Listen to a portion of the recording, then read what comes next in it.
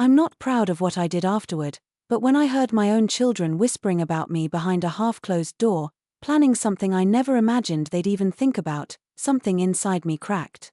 And once a mother breaks, she doesn't break quietly. Hello, my name's Margaret Hale, but most folks just call me Maggie. I turned 72 this past April, though if you ask my niece, they'll insist I'm closer to 90. And before anyone asks, yes, I still have all my marbles. Well, most of them. Enough to know when someone I love is lying to my face that I'm telling this story because it's been clawing at my chest for months, and sometimes when you're old enough, you stop caring about whose feelings get bruised when the truth comes out. Age frees you. Age hardens you. Age makes you dangerous in ways people don't expect, but let me start from the beginning, or rather, let me start from the moment my heart felt like it slid right out of my body and hit the floor. The night I decided it was one of those evenings when the house felt too big for me. That happens a lot now. I've lived here 46 years. Raised my kids in these rooms. Packed lunches at that kitchen counter. Kissed my late husband, Daniel, goodbye at that front door more times than I can count, but since he passed 6 years ago, well, silence is louder than people realize. That night, rain was tapping against the windows in soft little bursts, like someone gently knocking but too shy to come in. I was knitting on the couch, slow, methodical, counting each loop because my hands tremor just enough to demand attention, when I heard the front door opened. I wasn't expecting anyone. Nobody visits me without calling first, at least not anymore, but then I heard footsteps. Familiar ones. Heavy, rushed, whispered laughter, my daughter Karen's voice. Then my son Michael's quieter rumble. They were early. They weren't supposed to come by until Sunday. A warmth bloomed in my chest, relief, excitement, that stupid, hopeful thing mothers never grow out of. I started to stand, planned to surprise them with tea or the lemon cookies they always loved growing up, but then I heard it. The thing that froze me, mid-step. The thing no mother should ever hear whispered in her own home. The voices drifted down the hallway. Not loud, but sharp. Like someone trying to keep a secret while also letting it out. She won't fight it. She's too tired these days. Karen's voice. My eldest. The one who used to crawl into my lap when storms scared her. We just need her to sign the papers, Michael murmured. His tone was different, hesitant, but not enough. I inched closer down the hallway. My heart was tapping so fast I could hear it in my ears. Look, we're not being cruel, Karen insisted. The house is too big, and she can't take care of it. It's time. Sunfield Estates said they have a room available next month. Sunfield Estates. A nursing home, not even a good 1.1 of those places people go into but rarely walk back out of. My hand flew to my mouth, and I had to press hard to stifle the sound that wanted to escape. I leaned against the wall because my legs suddenly felt loose. Michael sighed. I know, but we can't just force her. A pause, then the sentence that gutted me. We will if we have to. We will if we have to. My children, my babies, the same people I carried, fed, fought for, cried for, planning to shove me into a place where old people go to be forgotten. My vision blurred. At first, I thought it was tears, but no, I was shaking, not from fear, from something darker, older, hotter. Betrayal has a sound. A temperature. A pulse. And in that moment, I felt all three. The plan I wasn't supposed to. They kept talking, unaware that I was only a few feet away. Karen lowered her voice. She always did that when she knew she was crossing a line. If she signs over the house, we can sell it before the winter market dips. It'll help with our situation. And Mike, your divorce costs. Michael cut her off sharply. I don't want to take her house to pay for my divorce. I always knew he had a good heart, even if he hid it behind practicality, but Karen had a way of infecting others with her certainty. It's not taking. It's managing her finances responsibly. Responsibly, right? I gripped the wall until my knuckles turned white. They weren't trying to help me, they weren't worried about my safety. They wanted the one thing Daniel and I spent a lifetime earning. This house, our home, our memories, our legacy. I couldn't listen anymore. If I did, I might storm in there, shaking with hurt and rage, and say words I couldn't take back. So I backed away, carefully, quietly, until I returned to the living room. I sat on the couch, and I waited. When they finally came to surprise me, they put on those fake smiles, tight, polite, rehearsed. Karen even kissed my cheek. Her lips felt cold. Michael asked if I was feeling all right. I smiled at him gently, like the fragile old woman they thought I was. And you know what? I wasn't sure if they realized the difference when I lied. The night after, he barely slept. Every sound in the house felt suspicious, even the settling of the floorboards. I kept hearing their voices replaying over and over, she won't fight it. It's time. We will. If we have to. At 3 a.m., I finally swung my legs out of bed. My bones ached from the sudden cold, but my mind was burning. I went to Daniel's old desk, the one he built with those stubborn hands that refused to buy anything he could make himself. The drawer still smelled faintly of cedar. Inside it were papers I hadn't touched since his funeral. Important ones. Legal ones. I flipped through them slowly, a sick sort of steadiness growing with each document I read, and then, somewhere between old insurance forms and copies of the deed, my trembling stopped. A thought hit me, sharp, clear, dangerously calm. They think I'm weak. They think they can take what's mine. They think I won't fight back, but I wasn't the fragile woman they saw, not yet. What they didn't know, what they never bothered to ask, was that I still had one card left. A big one. A secret Daniel and I had buried deep, something even the kids didn't know, something that could ruin their little plan before it even began. And as I sat there, in the glow of the hallway light, I felt something shift inside me. Not grief, not sorrow, resolved that if they wanted a fight, if they wanted to treat me like I was helpless, then they were about to learn who I used to be, who I still was beneath the wrinkles and aching joints. Because I wasn't just their mother. I was a woman who had survived loss, poverty, childbirth, heartbreak, and the slow, agonizing death of the man she loved. They underestimated the wrong old woman.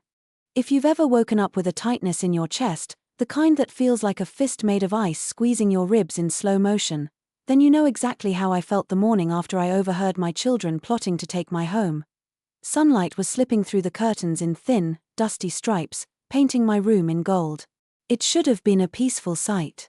But peace feels different when betrayal is sitting at the edge of your bed like an unwelcome visitor. I sat up slowly. My bones complained, but my mind was razor-sharp, clearer than it had been in years, because today I wasn't the fragile, tired mother they thought they could push into a corner. Today, I was the woman Daniel once looked in the eyes and said, "Maggie, you've got more fire in you than anyone I've ever known." And I'd need every spark of that fire. The list they never knew about. The first thing I did was return to Daniel's desk, the same place I'd been sitting at 3 in the morning. The documents were still spread out across the tabletop in messy piles, but I wasn't looking for the deed this time. I knew where that was. What I needed was the list. A plain white enveloped, no markings, sealed with a piece of yellowing tape. Daniel gave it to me 2 months before he died. He was sitting in that blue recliner he loved so much, his skin pale, his breath thin. He held the envelope with trembling hands and said, "Don't open this unless you ever feel cornered, promise me, Maggie." Cornered. Back then, I thought he was talking about medical bills, or the loneliness that would follow his death. I never imagined he meant our own children. My fingers trembled as I opened the envelope. Inside was a single sheet of paper, Daniel's handwriting, neat but fading. It wasn't dramatic, or long, or sentimental. It was a list of names, 5 of them. Men and women from our past. People Daniel said I could call if things ever went wrong, old friends, old allies. And one name I hadn't heard in nearly 50 years, a name that made my stomach twist with a mixture of fear and nostalgia. Elias Cross. The man Daniel trusted more than anyone, even more than himself, sometimes. The kind of man who handled problems quietly, permanently. The kind of man you only called when you were desperate. I stared at the name for a long time, then I whispered into the empty room, "Daniel, what in the world did you think we'd get ourselves into?" But the answer wasn't coming, and I didn't have the luxury of hesitating. An unexpected visit at noon. The doorbell rang. I wasn't expecting anyone, and after last night's revelation, I found myself moving more carefully, more defensively. When I opened the door, my daughter stood there, Karen. Her smile was polite. Too polite. She held a reusable grocery bag up like a peace offering. "Hi Mom. I brought lunch." There it was, the saccharine sweetness, the practiced gentleness. If I didn't know better, I might have believed she genuinely cared, but now it sounded like manipulation dipped in honey. Still, I stepped aside and let her in. I had to. If I wanted to protect my home, my life, I needed to hear exactly what she was planning. She placed the grocery bag on the counter and started unloading containers: quinoa salad, grilled chicken, carrot ginger soup. Healthy, carefully chosen foods. The kind someone might bring to an elderly woman they're preparing to relocate. Karen spoke lightly, almost cheerfully. "Mom, I wanted to talk to you about something." I kept my voice steady, soft, grandmotherly. "Yes, dear?" She sat across from me, folding her hands on the table like a schoolteacher. Her posture was stiff, She was rehearsing this, I could see it in the way her shoulders rose with each breath. "You've been looking tired lately," she began, "and the house, it's a lot. Too much for one person your age."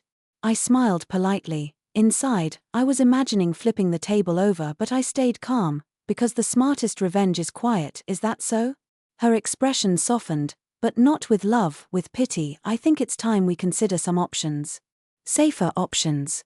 "Right, the nursing home." I tilted my head. "And what options are those?" She hesitated for a split second, the tiniest flicker, before regaining her composure. "Some very nice assisted living communities. You'd have people around. Activities. Medical staff on site." Her voice dipped into a softer tone. "You'd be protected." I took a long breath. "From what, Karen?" She froze, just like that. Her eyes flickered. She hadn't expected the question, she hadn't expected resistance. "Mom, I'm not saying you can't take care of yourself. But you're getting older. Little things can become big emergencies." I hummed. "And who would handle the house?" Her throat bobbed slightly. She tried to hide it. "We'd manage it for you." "Of course."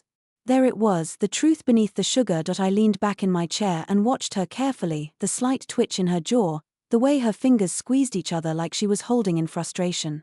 She wanted this conversation to go quickly, smoothly, neatly, but I wasn't giving her that. After a long pause, I said, "Your brother agrees with all this?" Karen answered too quickly, "Yes. Absolutely." "Interesting. Michael didn't sound absolute last night." I smiled gently, putting on the frail, confused mother act. "Well, sweetheart, let me think about it." Relief fluttered across her face. "Of course, Mom. No pressure. Just think it over." Then she reached out and patted my hand, the way someone pets a dog that's already sedated. Something in me snapped a little, not loudly, not obviously, but enough, because I realized something. Karen wasn't doing this out of worry, she wasn't doing it out of love. She wanted my home, she wanted the security. She wanted control, and she thought her mother, the woman who survived a childhood of poverty, who fought her way into stability, who held a dying husband's hand for months, would simply fold. No, not this time. Fell that evening, after Karen left with her fake smile and her untouched quinoa salad, I sat at Daniel's desk again. I stared at the list of names for a long time. Then I reached for the phone and my finger hovered over the one name Daniel underlined, not once, but twice. Elias Cross, the man who owed Daniel a favor. A big one. Someone Daniel trusted to protect what mattered, someone who could help me fight back. My hand trembled, but my voice didn't, not when I dialed, not when the line clicked, not when I heard a man's deep, aged voice say, "If this is you, Maggie Hale, I've been waiting a long time for your call." My breath caught in my throat. He remembered me. The moment Elias Cross answered the phone, I felt a strange combination of relief and adrenaline. My hands were still trembling, but my chest felt lighter. It was as if just making the call had shifted something in me, like I had opened a door I didn't even know I had the key for. If this is you, Maggie Hale. I've been waiting a long time for your call. His voice was exactly how I remembered it, low, calm, with the kind of certainty that commands obedience without demanding it. Even after all these years, I could hear Daniel in it, the quiet strength, the careful planning. "Elias," I said, my voice barely above a whisper at first, "it's me. I need your help." He didn't ask questions. He didn't need to. "I know why you're calling," he said. "And I know exactly what you want me to do." My heart skipped a beat. Daniel had prepared me for this, hadn't he? Every word Elias spoke felt like a bridge back to my husband, back to that sense of invincibility I'd felt when we were together. "Yes," I said, my throat tight. "I want to make sure my children, my own children, never try to take my home or control my life, the way they're planning." "Good," Elias replied. "But we'll need more than anger. We'll need patience, timing, and I asked, feeling the old thrill of strategy creeping in. "And leverage," he said. "Information. They'll underestimate you until it's too late." And that's when the plan began to take shape. Watching them seal us over the next week, I became a ghost in my own home. I watched Karen and Michael carefully, noting every expression, every movement. Karen was the same as always, meticulous, polite, but hiding a simmering impatience. Michael was conflicted, torn between doing what he thought was right and siding with his sister. That division was our opening. Every day, I moved around my home quietly, pretending to be frail, fragile, harmless. My cane became my disguise, the slight tremor in my hands a mask, but in the quiet, I plotted. I went through old financial records Daniel had kept, making notes of accounts and hidden assets. I reviewed my own will, now realizing how vulnerable I had become by keeping everything fair and equal. That mistake, that foolish desire to be a fair mother, was exactly what Karen and Michael were counting on. I wasn't going to make the same mistake again. The first MOV it happened on a Thursday. Karen stopped by to check on me, her voice dripping with false sweetness. I invited her in, offering her tea, and we sat at the kitchen table. I let her chatter about the weather, her job, and her latest social drama fill the air. All the while, I kept my thoughts to myself. Finally, I asked her a casual question. Do you remember how Daniel and I used to take you to the lake when you were little? Her eyes brightened slightly. Nostalgia. A trap, of course, she said. Those were the best summers. Do you remember what I always told you when you tried to sneak out of the canoe? To be careful, she guessed. To always watch for currents, I said, looking her directly in the eyes. Even the ones you can't see. Currents can pull you under before you even realize you're in danger. She laughed nervously, nodding, sensing my tone had shifted. Mom, she said softly. You're scaring me. I leaned closer, my hands trembling just enough to sell the performance. Good, I said. You should be. Some things, you don't understand until it's too late. And just like that, I planted a seed. A tiny doubt. A flicker of fear. Michael's service that evening, Michael stopped by under the pretense of helping me with some minor repairs. I let him in, of course. He carried tools and an awkward smile. As we worked side by side, hammering and tightening screws, I watched him closely. Finally, I broke the silence. Michael, can I ask you something? Sure, Mom. Do you really agree with Karen? He hesitated, glancing at the ceiling like he was weighing his words. I don't know, he admitted quietly. I don't want you to be unhappy, but I don't think she's wrong about the house being too big. And I don't want her to feel overwhelmed. I asked, soft, deceptively fragile. So, you just let her take it from me? He froze. Mom. I don't know. I'm just trying to do the right thing. And that's when I smiled. The quiet, patient smile of a woman who knows she's about to win. Michael, I said. The right thing isn't always what's easy. I watched the conflict in his eyes. He wanted to protect me. But he didn't know the full story. He didn't know the storm I was about to unleash, and I wasn't about to tell him. Not yet. At university that night, I finally heard back from Elias. I've gathered the materials, he said. They'll be very receptive to pressure. I leaned back in my chair, the house quiet except for the tick of the old wall clock. Pressure. That's exactly what they needed, and I would give it to them. Slowly. Carefully. With precision, because this wasn't just about a house anymore. It was about respect, about teaching my children a lesson they'd never forget, about proving that under these wrinkles and grey hair, I was still dangerous. Tell me everything, I whispered into the phone. I'm ready. And with that, the game truly began. The house was quiet that morning. Too quiet. The kind of quiet that presses against your ears and makes your heartbeat feel like a drum in your chest. I stood by the window, staring out at the garden Daniel had loved so much. The roses were fading, but the memories lingered, and so did my plan. Elias had done exactly as he promised. Quietly. Precisely. Legally. Ethically, depending on how you define the term.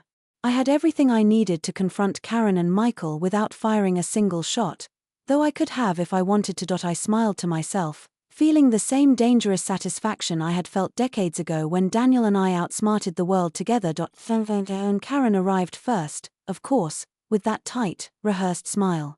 She had no idea the trap she was walking into. I sat at the kitchen table, sipping tea. Calm. Controlled. As if I were still the fragile, old woman she had spent the week underestimating. Mom, she began, smiling too brightly, I thought we could talk about moving forward. I put my cup down and let the silence stretch. Long enough for her to feel it.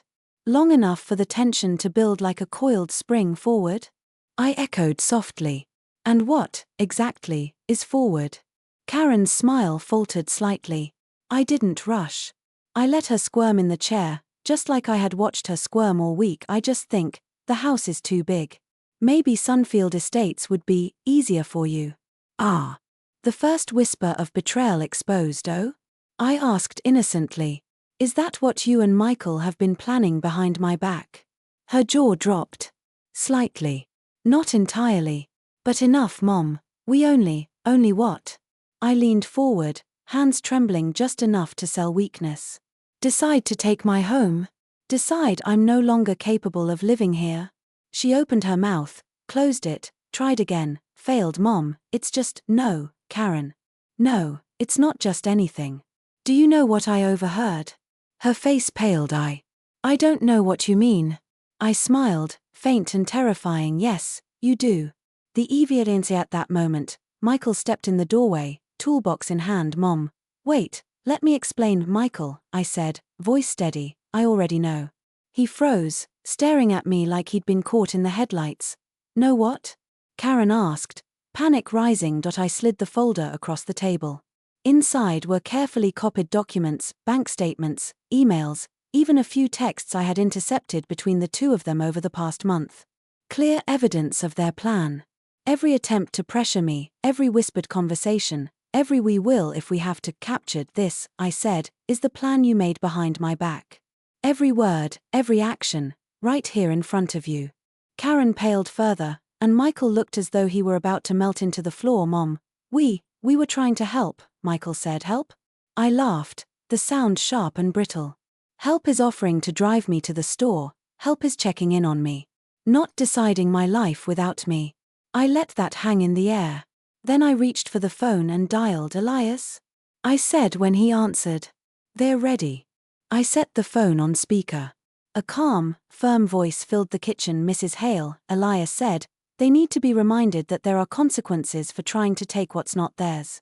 And just like that, Karen and Michael realized that I had backup they couldn't intimidate. The shock. Karen started to stammer, trying to explain, beg, excuse. But every excuse fell flat. Michael's eyes filled with guilt and fear, realizing they had crossed a line they could never uncross. I leaned back in my chair, calm, collected, and delivered my verdict. You will never again try to take my home, my life, or my dignity. And if you even think about it, I let my voice drop low, almost a growl, Elias, and I will make sure you regret it. For a long moment, silence hung like a thick fog. Then Karen whispered, defeated, Mom, we didn't think you'd find out. You thought wrong, I said simply. The after left that afternoon, shoulders slumped, eyes lowered. I didn't scream. I didn't cry. I didn't even call after them. I went to the garden, where Daniel's roses had survived despite neglect. I sat on the old wooden bench, feeling the sun on my face and the wind on my skin. For the first time in days, I breathed. Not just breathed, I exhaled. I thought about Daniel, about the life we built together, about how easy it would have been to let them take everything from me. But I didn't, because at 72, I knew this. You may grow older, but you don't have to grow weaker. I had my house. I had my memories. I had my dignity, and I had my fire. Over the following weeks, life returned to a fragile peace. Karen and Michael visited less frequently, but when they did, they were careful, polite, attentive, and wary. I never told them the full story. I didn't need to. Some lessons are better learned quietly, painfully, and permanently. I spent the evenings tending my garden, knitting by the fire, and writing letters to Daniel that I would never send. I thought about revenge, yes. But more than that, I thought about respect. And now, at last, I had it. At 72, I wasn't just surviving. I was thriving, because no one, not even your own children, gets to take your life away without consequences.